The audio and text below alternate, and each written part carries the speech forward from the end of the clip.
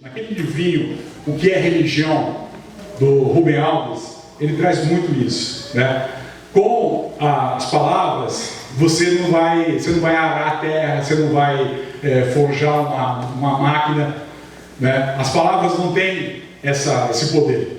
Só que com as palavras você vai atribuir sentido, né? E em outros textos ele fala também, nós precisamos de palavras para comer.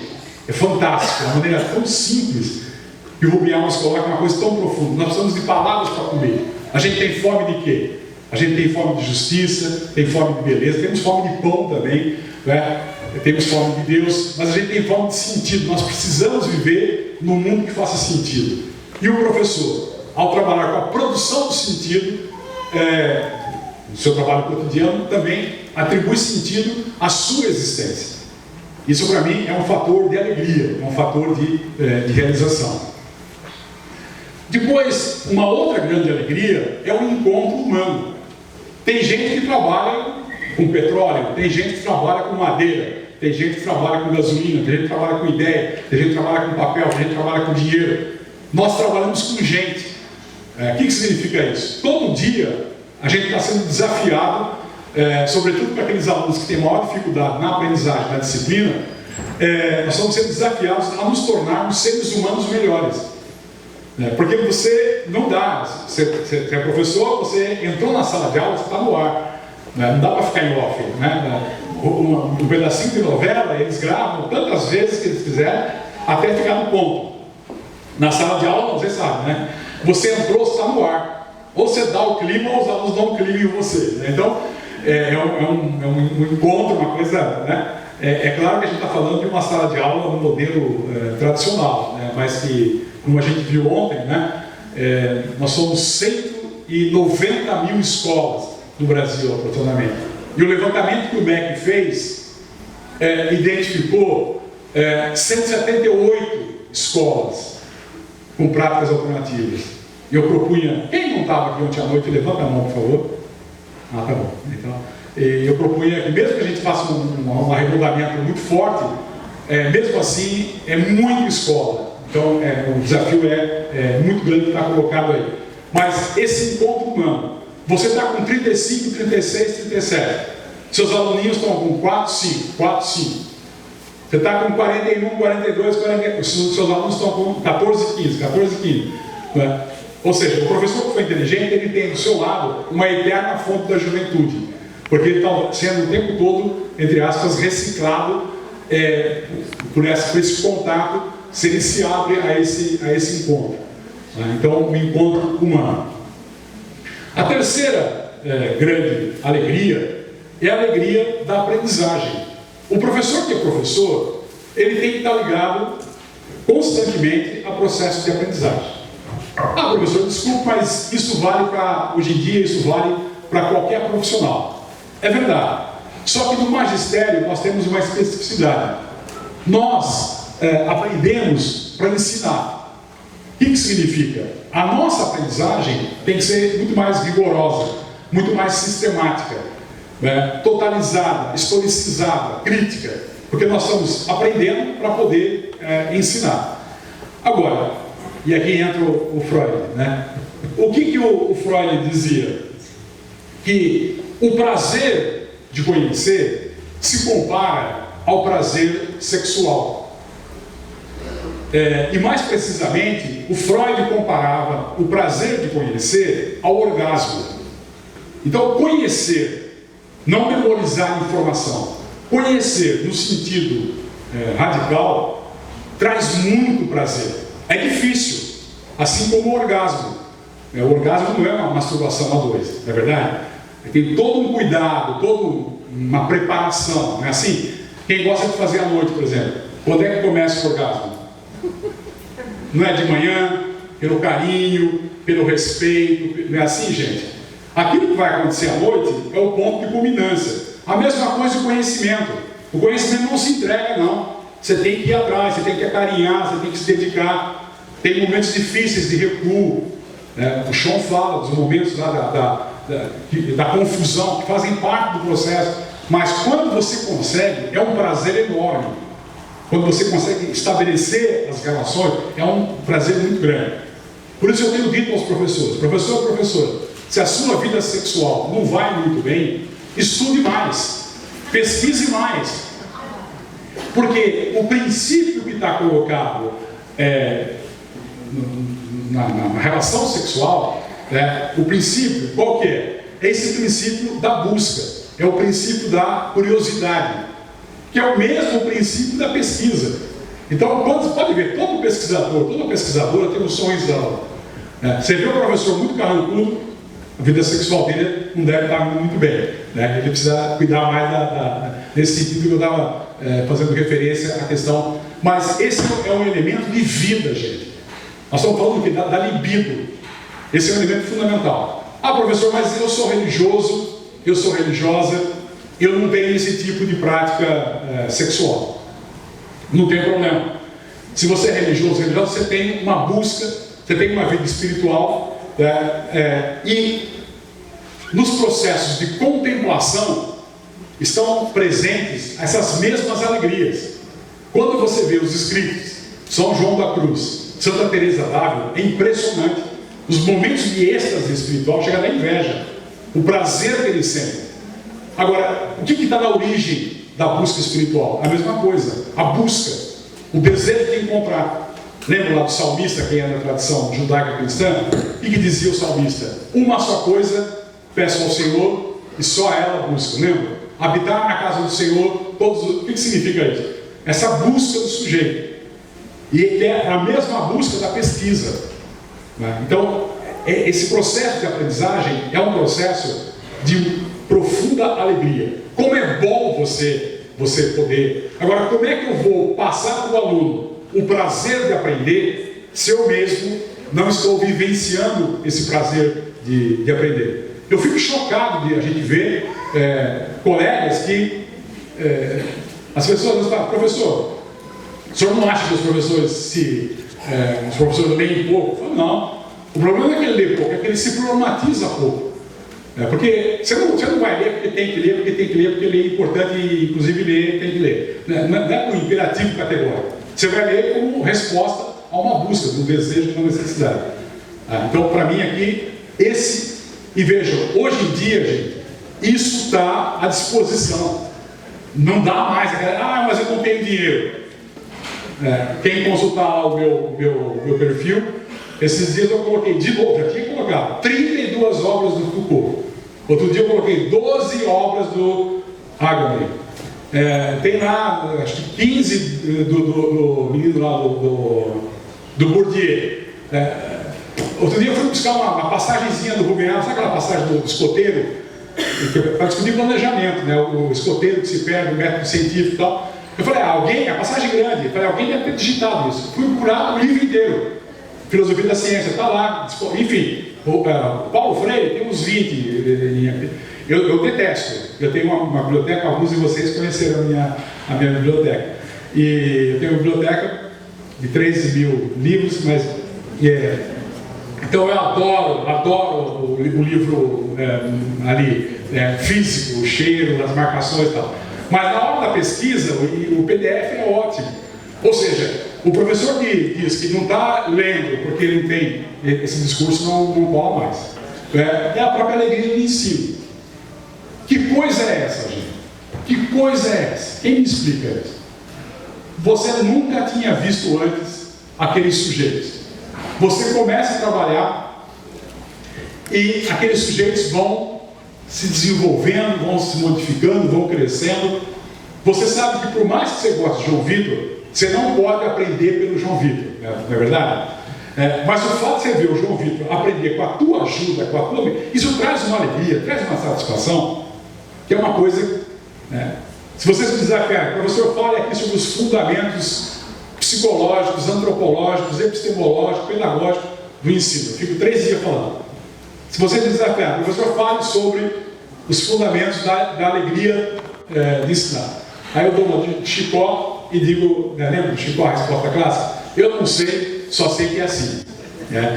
Aqui o Chicó.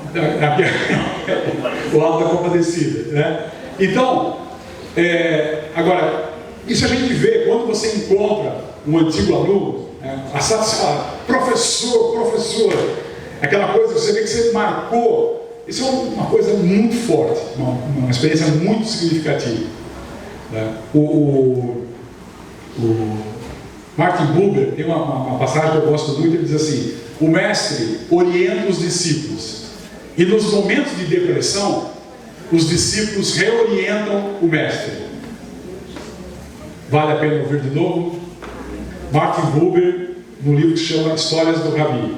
O mestre orienta os discípulos, e nos momentos de depressão, os discípulos reorientam o mestre. Eu não sei se já aconteceu com vocês, tem alguns de vocês que são muito novinhos, acho que nem exercem ainda o magistério, mas comigo já aconteceu. Eu fui resgatado em momentos difíceis da minha vida por alunos meus. Agora, isso só ocorre se tiver estabelecido um vínculo. Por isso que essa passagem de Fernando Pessoa eu gosto muito, né? Para ser grande, ser inteiro. Nada teu exagera ou exclui.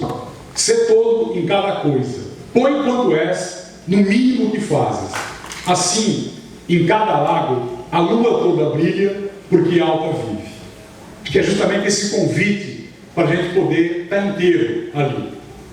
Não é fácil, porque hoje em dia tem muita coisa nos distraindo. O Bauman, inclusive, alerta para isso. Recentemente, ele esteve aqui no Brasil falando o perigo que é a web, porque parece que, como tem muita coisa acontecendo, parece que as pessoas estão sempre com pressa de estarem com pressa em outro lugar. Eu estou aqui, mas o quente mesmo está acontecendo em outro lugar. Quando eu chego lá, o quente mesmo, e eu nunca estou onde eu deveria de fato estar, que é para se dar a relação educativa. Opa! Agora, tem perigos nas alegrias. Primeiro, contentar-se com as pequenas alegrias. Tem professor que fala: eu não gosto do que eu faço, mas eu consegui emprego nisso, tá bom. Eu não gosto do que eu faço, mas meu marido muda muito, a minha esposa muda muito, eu posso arranjar emprego em qualquer lugar. Eu ganho pouco, mas todo mês chega. Eu tenho 2 férias por ano. Eu ganho bolsa para o meu filho na escola particular. Desculpa, mas acho que isso não sustenta uma opção com uma atividade tão complexa como a do magistério. Um outro perigo é a tristeza. É aquele professor que não consegue extrair, vivenciar a alegria na sua atividade. E um outro problema são as alegrias patológicas, sadomasoquismo. Tem professor que acaba tirando prazer daquelas situações esdrúxulas que ele está submetido. A professora Cecília Colares transformou isso em pesquisa lá em Campinas. Professores que, nos primeiros dias de aula, na época da primeira série primária, nos primeiros dias de aula, previam os alunos que seriam reprovados no final do ano, gente. Primeira série primária, primeiros dias, o professor previa os alunos que seriam reprovados. Daqueles alunos que a professora previa, em média, 80% pela pesquisa, de fato eram reprovados. Aí sim foi a pergunta: a professora acertou a previsão ou os alunos foram acertados pela previsão dela? Vocês estudaram isso em psicologia, né? Profecias autorrealizantes de fracasso, Pigmalião em sala de aula. O quanto a expectativa do professor. Agora, qual é o problema, gente? O que é triste você ver? No final do ano, quando está vendo, eu falei que você o professor te dava alegria disso, gente. Então, isso para mim é uma alegria patológica, a gente tem que estar atento. Onde é que estariam aí os fundamentos da alegria? Onde está, afinal de contas, a alegria? Fiquem tranquilos, porque eu trouxe para vocês, no final eu vou vender as caixinhas. O Libertar agora o Libertar além de livro, está também na área farmacêutica desenvolvendo, né? A Françoise Doutor, que é uma psicanalista que eu gosto muito, no livro que se chama O Evangelho à Luz da Psicanálise, o último capítulo do 2º volume é esse: o que traz alegria. E aqui ela se refere ao Sermão da Montanha, E ela faz essa leitura psicanalítica, né? Só para lembrar, na tradução comum, está dito assim: felizes, isso aqui ela está vendo em Mateus, felizes os pobres, Mateus em espírito, é isso. Felizes os pobres do espírito, porque deles é o reino do céu. A Françoise Doutor, como psicanalista, ela troca o pobres do espírito por carência, né? Ela diz: felizes os que têm carência até o fundo do coração. Juntando um pouquinho a Françoise Doutor e o Paulo Freire, a gente poderia dizer: felizes os que sentem carência, desejo de ser mais, até o fundo do coração. Como é triste a gente ver uma pessoa que não tem mais esse movimento, né? Que perdeu aquelas características básicas do espanto, né? Do desejo, da motivação, da mobilização, que é uma coisa própria da criança, a gente vê borbulhando na criança. Então, para Françoise Doutor ou Paulo Freire, a alegria viria desse movimento, né, de busca de suprir essa carência, esse desejo de ser mais. O Teilhard de Chardin, ele faz uma colocação sobre 3 possibilidades que nós temos, basicamente, diante da vida. Então, ele conta uma pequena história. As pessoas queriam escalar um monte alto lá, e elas sobem vão até uma primeira etapa do percurso. Quando chega nessa primeira etapa do percurso, aí ele vai dar um exemplo então das 3 posturas, das 3 atitudes. Uma turma quer voltar para o acampamento, quer voltar para a base. Já caminhamos muito, aqui é muito pesado, vamos voltar para lá é melhor, né? A gente era escravo, mas tinha cebola, então vamos. Uma outra turma quer ficar ali. Mas aqui é tão bom, tem grama, a gente tem uma visão bonita e tal. E tem uma turma que, não, vamos até o fim, vamos buscar a nossa meta, vamos buscar o nosso projeto. Então ele fala, para ele, então, a alegria não está nesse sentido de regredir e não de simplesmente manter. É claro que tem momentos que a gente tem que regredir, tem coisas que nós temos que manter. Mas tudo isso, ele diz, em função do projeto que nós não abrimos mão. Então, ele coloca, a alegria vem daí, né, desse projeto, dessa busca, dessa superação, e não da estagnação ou do retrocesso. E isso tem tudo a ver com aquela colocação clássica do Spinoza na Ética, quando ele fala que a alegria é a passagem do homem de uma perfeição menor para uma maior. Então, o Spinoza vai colocar aqui: as pessoas sentem alegria quando elas crescem, quando elas se superam, quando elas vão além.